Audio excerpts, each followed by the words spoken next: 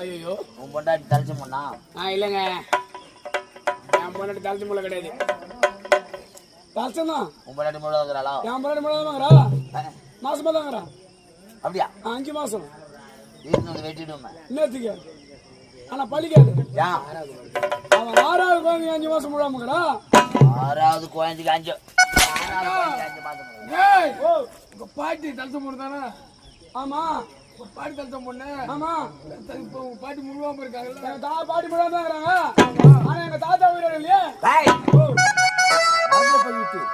என் மனைவி இப்ப என்ன சொன்னா? வர இருங்க, 3 மாத கர்ப்பிணி. நாட்டு மக்கள் போய் கேக்குறது. யார வருவான்? ஏன் வருவாங்க? யார் வருவாங்க? வருவாங்க, நான் கேக்குறேன். கேளு.